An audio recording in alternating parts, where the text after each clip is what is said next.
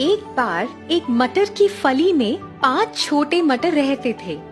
वे सभी अलग अलग थे, लेकिन फिर भी साथ रहते थे, क्योंकि मटर की फली अभी भी बंद थी। वे सूर्य की किरणों को सहन करने के लिए अभी बहुत छोटे थे।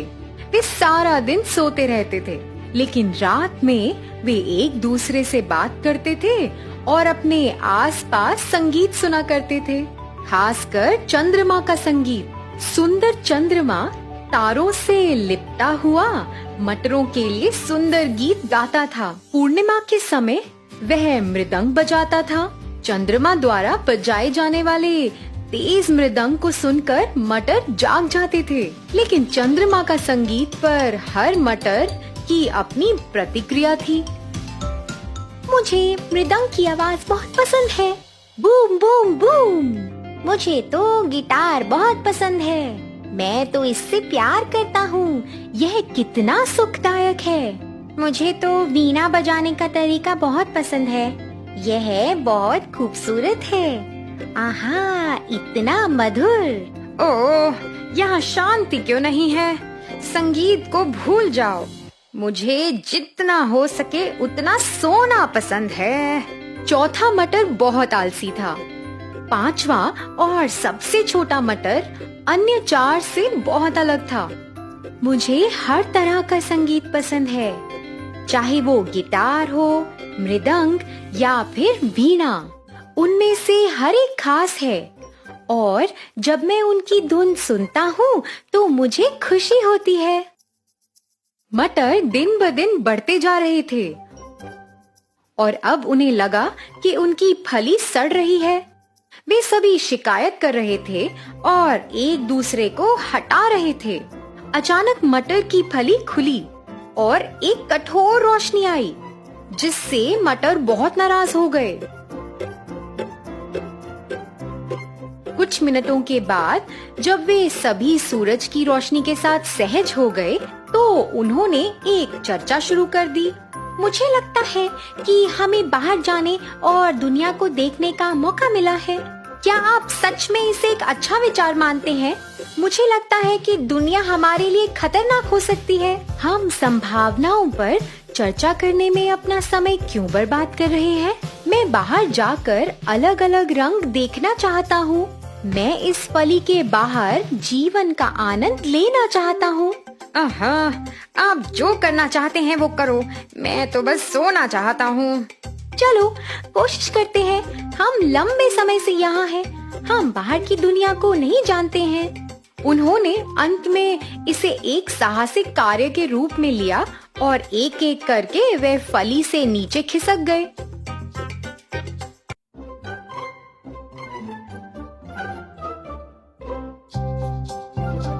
वे सभी मटर के ढेर पर उतरे।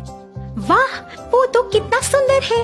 अरे देखो, हम जमीन से इतनी ऊंची एक शाखा पर बैठे हैं। जैसा कि वे नई दुनिया के बारे में बात कर रहे थे, वे देख रहे थे कि एक लड़का उन्हें देख रहा है। ये मटर मेरे गुलेल के लिए एकदम सही लगते हैं। मुझे उन्हें भी उठाना चाहिए। लड़के ने एक एक कर सभी को उठाया। पहला मटर आकाश में बहुत दूर उड़ा। दूसरे मटर तो उसे देख भी नहीं पाए। ओह, मैं मरने जा रहा हूँ। फिर लड़के ने अपनी गुलेल के साथ दूसरा, तीसरा और चौथे मटर को एक एक करके दूर फेंका। मटर चीख रहे थे, जैसे वे जाने कहाँ उड़ रहे हो। फिर सबसे छोटा मटर उड़ा। वाह, मैं तितली की तरह बादलों में उड़ रहा हूँ। मुझे एक ऐसी जगह ले चलो जहाँ मैं महान जीवन जी सकूं। सबसे छोटा मटर एक खिड़की पर उतरा। जैसे ही उसने खिड़की से झांका, उसने देखा कि एक छोटी लड़की बिस्तर पर सो रही है। वे अस्वस्थ थी और लगातार खांसी कर रही थी। उसकी माँ उसे खाने के लिए कह रही थी, मेरी बेटी, कुछ खाने की कोशिश करो, ये तुम्हें बीमारी से लड़ने की ताकत देगा। मुझे माफ कर दो माँ, मुझे खाने का मन नहीं कर रहा। अगर तुम नहीं खाओगी तो कैसे मजबूत और स्वस्थ बनोगी? मटर ने देखा कि माँ छोटी लड़की को खिलाने की कोशिश कर रही थी, लेकिन लड़की खाने के लिए बहुत बीमार थी। लड़की के लिए माँ बहुत चिंतित लग रही थी। रात में जब लड़की सो गई तो मटर ने लड़की की माँ और उसके लिए प्रार्थना की और वह उनके लिए बहुत दुखी भी हुआ। वह मदद करना चाहता था। देर रात मटर ने खिड़की के माध्यम से कमरे में प्रवेश किया। चंद्रमा की रोशनी के साथ मटर ने लड़की के लिए मृदंग के साथ एक गीत गाया। अरे वहाँ कौन है? मुझे अभी कुछ आवाज सुनाई दे रही है। ये मैं हूँ, मैं यहाँ खिड़की में हूँ। अरे क्या तुम बोल रहे हो? मैंने पहले कभी मटर बोलते हुए नहीं देखा।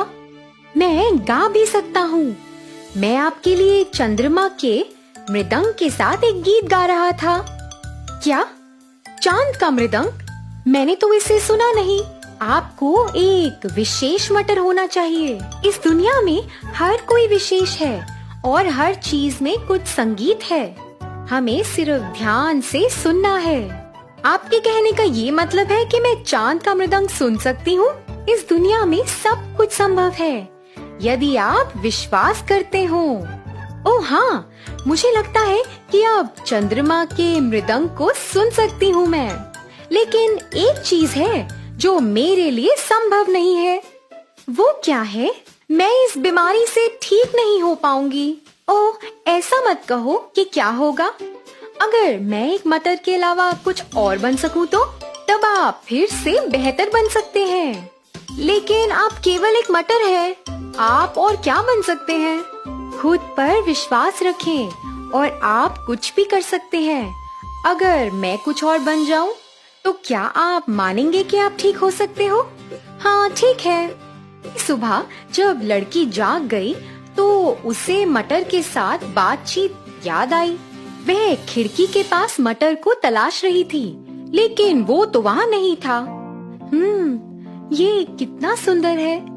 जैसा कि मटर ने कहा, क्या मैं ये नहीं मान सकती कि मैं ठीक हो सकती हूँ? मुझे लगता है कि मैं बेहतर हो जाऊंगी। इसी बीच सबसे छोटा मटर उसे प्रेरित करना चाहता था। वह खिड़की के बाहर रहा और कुछ दिनों तक धूल में लिपटा रहा। बाद में जब सर्दी आ गई तो धूल ने उसे बर्फ से बचने में मदद की। हर दिन वह खुद को अपने लक्ष्य की ओर धकेल रहा था।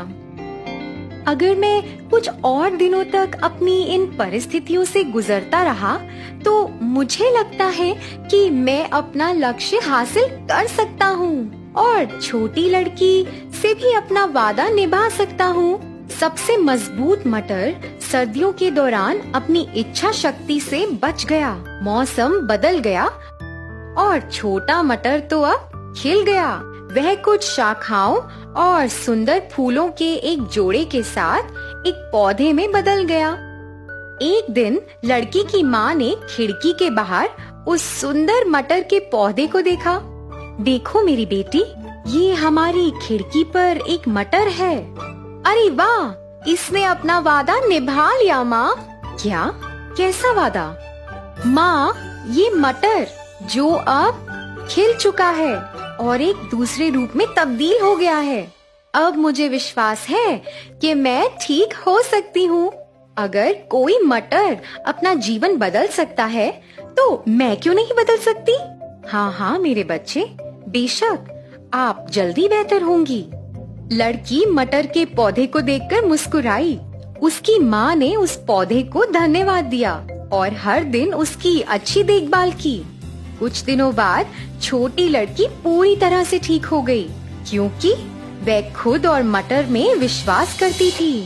पाइड पाइपर की कहानी। कई साल पहले जर्मनी में था एक छोटा सा नगर, हैमलिन नामक। हैमलिन के लोग आपस में खुशी से और शांति से रहा करते थे। वहाँ की फसल भी अच्छी खासी थी और लोग तरक्की में थे। सुबह से शाम तक लोग गाने और मनोरंजन में मग्न रहते थे। परंतु एक दिन सब कुछ बदल गया। शहर में एक बहुत बड़ी मुसीबत छा गई, चूहों की। सारा शहर हजारों चूहों से भर गया। घरों में, विश्रामालयों में, स्कूलों में, हर एक गली में जहाँ देखो सिर्फ चूहे। लोगों को जल्द इस समस्या का हल निकालना था। शहर के नागरिक इन चूहों की वजह से बीमार पड़ने लगे। खाना पानी सब भ्रष्ट होने लगा। शहर के मेयर साहब ने कई बैठकों का प्रबंध भी किया इस समस्या के बारे में चर्चा करने के लिए। पहले सबने सोचा कि बिल्लियां इन चूहों को भगा निकालेंगी, तो लोगों ने बिल्लियां लाई और हर जगह छोड़ दी। पर इससे भी कुछ नहीं हुआ, क्योंकि चूहों की आबादी बहुत ही ज्यादा थी। सब लोग परेशान थे और मदद के लिए बेकरार। एक दिन एक अजनबी हैम्लिन में आया। उसके पास थी एक बांसुरी। अजनबी पाइट पाइपर सीधा मेयर साहिब के पास गया। अजनबी ने मेयर से बोला, जर्मनी के हर एक कोने में पता है कि हैम्लिन के शहर में चूहों की बहुत बड़ी समस्या हो गई है। मैं आप लोगों को इन चूहों से छुटकारा दिला सकता हूँ, तो मेरा इनाम क्या होगा? एक क्षण के लिए तो मेयर हैरान रह गया कि अचानक से कोई अजनबी उनकी दफ्तर में आकर बोल रहा है कि वह शहर के सारे चूहों को भगा देगा। अगर तुम ये सच में कर दोगे तो तुम्हें 10,000 सोने के सिक्के मिलेंगे इनाम में, बोला मेयर। अजनबी ने रजामंदी में अपना सर हिलाया और बोला, एक दिन के अंदर अंदर हैम्लिन में एक चूहा भी नहीं बचेगा। और हाँ, आप अपना वादा ना भूले। ऐसा कहकर पाइट पाइपर वहाँ से चला गया। मेयर पाइट पाइपर की ओर अपनी खिड़की से देखता रहा, उसको शहर के बीचों बीच चलते हुए। फिर अचानक से पाइट पाइपर ने अपनी बांसुरी पर एक अनोखा धुन बजाना शुरू किया। अचानक एक अजीब सी शोर शुरू हो गई। हजारों चूहे हर दिशा से आने लगे और पाइट पाइपर की अनोखी धुन का पीछा करने लगे। घरों से, दुकानों से, हर जगह से चूहे बाहर निकलकर इस धुन के पास आने लगे। हुआ ये था कि धुन की वजह से चूहे सम्मोहित हो गए। अजनबी समुंदर की ओर चलने लगा और शहर के सारे चूहे उसके पीछे पीछे। काफी अनोखा दिशा था। शहर के सारे लोगों को हैम्लिन के सड़कें इन चूहों की लहरों की वजह से काले नजर आने लगे। अजनबी अपनी बांसुरी बजाते बजाते सीधा समुंदर के अंदर घुस गया और साथ साथ सारे चूहे भी। चूहे पानी की लहरों में पकड़े गए और सब के सब डूब गए।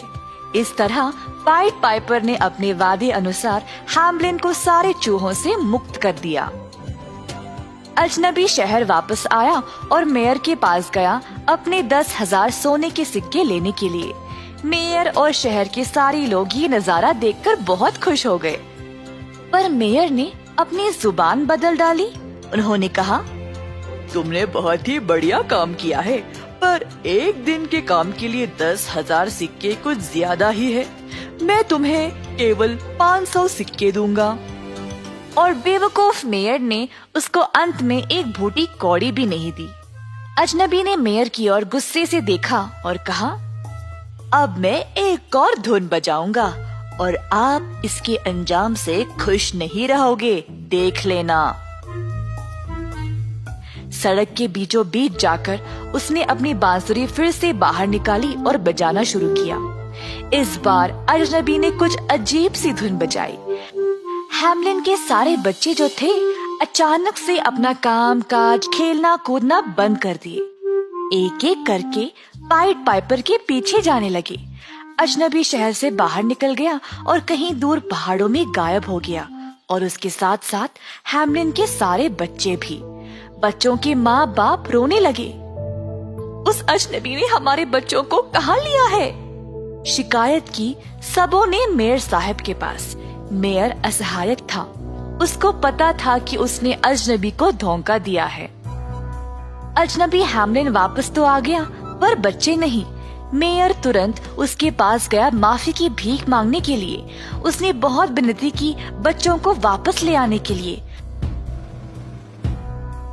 पर बिना कुछ कहे पाइट पाइपर बस मुड़कर वहाँ से चला गया। शहर के सारे लोग मेयर के दफ्तर के बाहर आ खड़े। सबने उन्हीं की ओर उंगली उठाई। हमारे बच्चे कहाँ हैं? मेयर शर्मिंदा होकर बस चुपचाप खड़ा रहा। अब तुमको ही ढूंढना पड़ेगा। हमारे बच्चों को वापस ले आओ। मेयर शहर से भाग गया पहाड़ों की ओर। उसने सालों साल बिताए गायब हुए बच्चों को ढूंढते हुए। इस कहानी से हम ये सीखते हैं कि हमेशा अपने दिए गए वादों को पूरा करें।